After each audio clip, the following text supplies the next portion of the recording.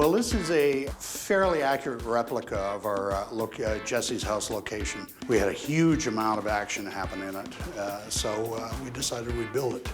We also decided to build it because the producers felt that 120 people at a meth party in a neighborhood probably wasn't politically correct. When you're in the meth business, you've got a fairly decent income. Jesse's always been into music and video games, so he treated himself. Once he installed it, he felt that maybe a party was in order, and the party followed. The house was trashed. There were some interesting goings-on. Come on in. And the transition back into reality, complete new paint, carpets, or draperies, etc., took us about 48 hours. This coffee table, this is interesting. We were getting ready for season 4, and the coffee table was gone. So we took photographs, and our brilliant construction team pulled it together, made it beautiful. It served us well as a location, but in fact, it's a set. We're on a sound stage, and just to our left is the White House.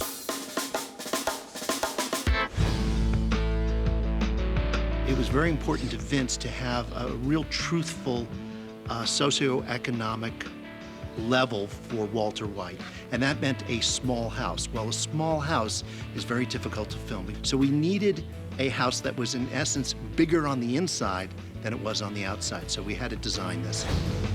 One of the things to notice, of course, are all the accommodations that a set can make that a practical house cannot.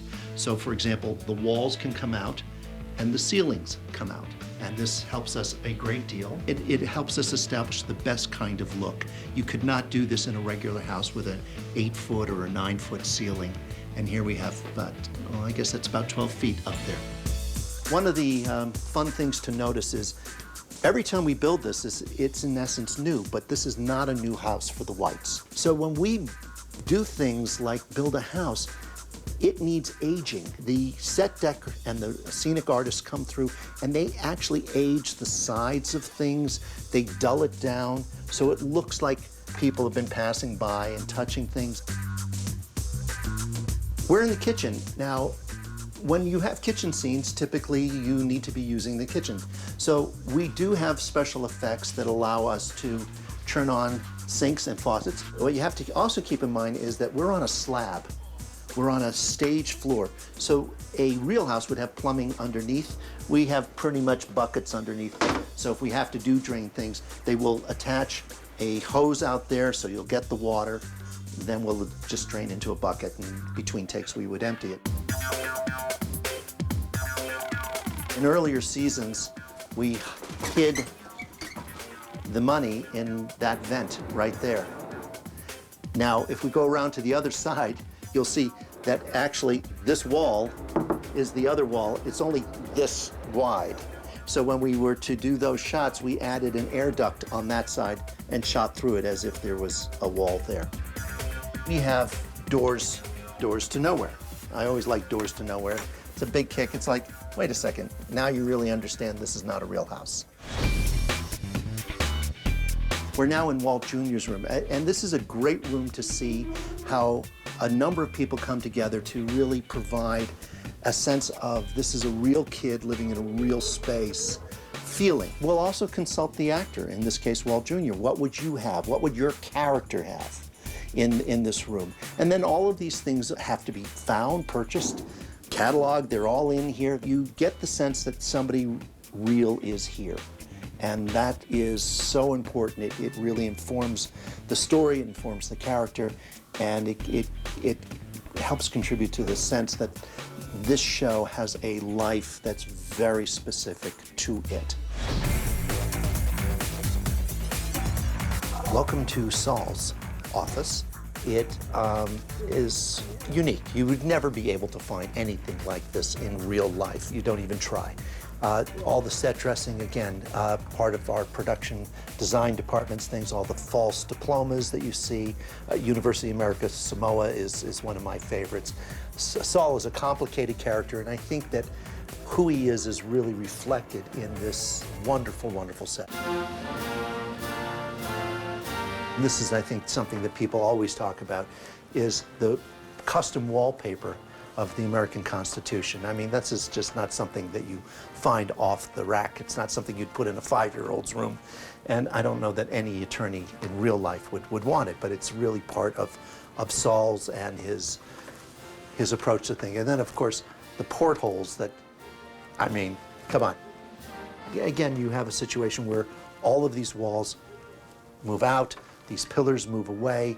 You're able to do kinds of shots here that you would never be able to do in real life and be more comfortable doing them and do them faster. Once again, we're in a set that is constructed for the purposes of shooting, so it only exists visually for us what exists on camera. So the camera will never see something like that out the back, which is our craft service table right now.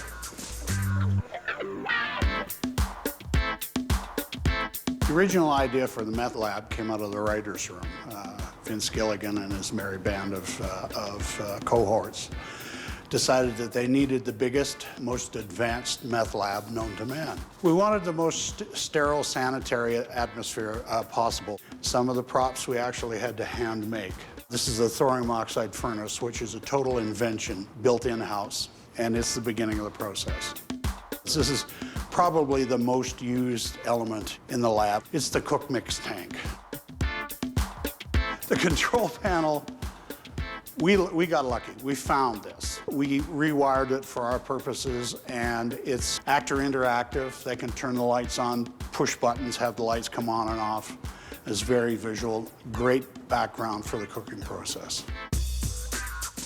The evaporators are part of the actual process. What it acts as basically a distillation process. There's 2 of them back to back, and they're exactly what the process requires visually. This is the filter bay. It's the next process from the evaporator. Basically, carbon filters remove all the impurities from the meth process.